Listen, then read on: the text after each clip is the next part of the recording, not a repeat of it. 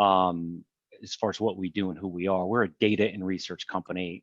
That's our bread and butter. That's what we're known for. We're actually known for, and our kind of brand and our legacy is known for rating mutual funds, or mutual fund ratings company. So there's thousands of mutual funds out there. We'll put a star rating on them, and we'll tell the individual investor and the professional investor what we think about those funds, good, bad, or indifferent. It's again, we're a research and data company, equity research in the public markets, credit research. We own a company called DBRS, private market research, which we sell research to VCs and private equity firms. ESG is really, really big now. So we bought a company last year called Sustainalytics, and it's everything ESG related and sustainability related. We've got a big quant group, anything from machine learning to artificial intelligence to coding, and that supports a lot of our other businesses. Any other, we've got a retail platform for individual investors, and we serve wealth managers, professional investors. We've got about 7,000 employees worldwide. We're in 27 different countries. We are a public company, and we have all of the other typical or usual roles within our company: sales, finance, technology, talent and culture, corporate communications, marketing, and all kinds of other research related roles. I guess what I would like to stress is maybe our culture. I mean, that's really important to us. We put people through a lot of interviews, and it's a great place to work. I've been here, like I said, almost 8 years. And when I say culture, people say, well, tell me about your culture. We're really put a lot of investment in our people, and just from a benefit standpoint, from a 401k match from day one, we have what we call a no vacation policy, which means if you're a new employee, we don't say you have 2 weeks of vacation this year. We say, you know what? If you're tired and exhausted and George Floyd just happened and you did a lot of work and you're mentally exhausted, you need to take a week off or whatever it is, take a week off. We don't care if you're here the first day or 1 week or 2 years. So we give people that latitude. And it's kind of a manage it yourself thing, and it actually works out well because nobody takes advantage of it or abuses it. After 4 years, every single person in the firm is eligible for a paid 6-week sabbatical. And the thing I've learned from my younger colleagues is they go all over the world, climbing mountains. Machu Picchu, Mike, who is our head of diversity, equity, and inclusion, spent 2 weeks in some treehouse hut in Vietnam. People go climb Mount Kilimanjaro. They spend time in the Caribbean. I've not taken one yet. I'm due for 2, but they do that safaris in Africa.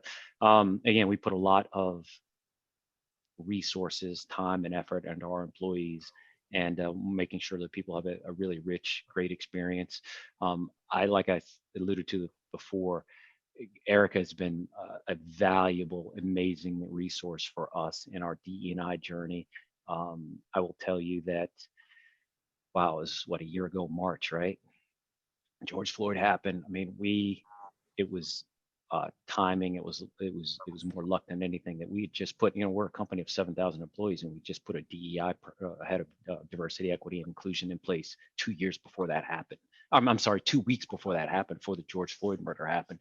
So I was really happy, and again, with Erica's help, how we responded, how we supported our employees of color globally, and to be very candid and transparent, a lot of things and a lot of conversations we had around that kind of bubbled up to the top, and I've since then facilitated a lot of conversations. I had our Black ERG, our employment resource group, is called BCA, Black, Caribbean, and African ERG. So we hosted a bunch of events, and we also heard a lot of things from our other colleagues that they're scared, they don't know what to say, how do they approach it. So I was really proud of the way that we managed that and handled it in our outreach to employees. And a lot of things we uncovered that we could have done better, quite frankly, as well. So I will pause there, Eric. I don't want to monopolize the time. I know you've got other we people, have plenty of time. We're fortunate this time. We're not. Yeah. It's not going to be like at the Apollo where we give you the hook. Right. But It's like I said, we will move people all around the world. We got people in Amsterdam, Shenzhen, London. We have a big research office. Sydney, Australia. We have a big research office. We've got space in the World Trade Center. Most of our people here in the U.S. are in Chicago, and like I said, it's a pretty flat organization. And I sit on the senior leadership team for Morningstar and for our sister company that we bought called PitchBook. And it's a place where if you have an idea, it's entrepreneurial. You can take that and run with it and really put in front of the management team or managers what you want to do and the path you want to take. And again, it's obviously it's got to be well thought out. But how is that going to contribute to our bottom line? And people have done that. And obviously, this goes without saying. We have a large, technology effort. I mean, we've got a mobile platform that people work on. We have, it's far away from from where I sit, but design technology. I mean, one of the designers, design is very important, the look, the feel, how we display our research, even down to the color and the fonts. Like the design guy, David Williams, he's top 10, he's on the executive leadership team, top 10 ranking executive in the firm. So we put a lot into that experience, product management, sales, everything. So it's been great. We're having a lot of fun. We've got a lot of growth in front of us. We're trying to be very strategic about what we do, and we really, as far as looking for people, it's people who can think critically, who can add value. I tell people on my team, if I give you a project or a task, just don't take it and do it. Think about how you can improve upon it, make mistakes, butcher it up. That's fine. Come back, and that's how you learn, and that's how you grow. So we encourage that. As long as you're not making the same mistake 8 times in a row, that could become a problem. But we encourage that, and we give, like I said, a lot of leadership training, a lot of, no matter what level you are on. So it's, like I said, it's fantastic. I have a great time, and that's my story, Erica, and I'm sticking to it. I just want to say, being from Chicago, that I don't know how many, certainly in my generation, gave a lot of thought to careers, if you're a technical person, to careers in finance. And so I think that's why you see such lower numbers in that area. And in Chicago, at one time, Chicago certainly was, second to New York as far as finance. And just, encouraging folks, because having done this now 6 years, I see there are areas that are reasonably dense as far as technical talent, manufacturing, healthcare, and science, and things like that. But finance is really, uncharted territory for a lot of folks. And, the opportunities are there. And that's one of the, exciting things about working with Morningstar, that, I'm a chemical engineer, so I probably would have had to take a little bit more finance courses for someone to give me a look. But I just feel like there's so many opportunities. And that's one of the things I know we talked about early on.